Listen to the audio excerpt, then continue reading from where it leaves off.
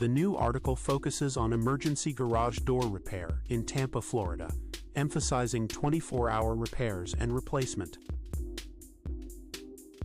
Costs range from $100 to $200 for minor repairs, and $400 to $600 for extensive repairs or replacements.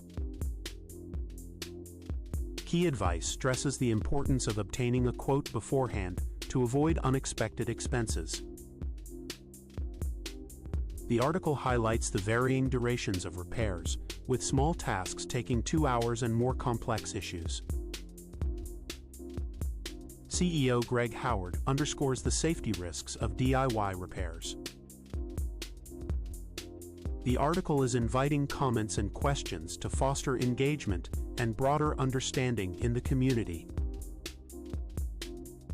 Garage door repair specialists published an article on 24-hour emergency garage door repair services in Tampa. Click the link in the description to find out more.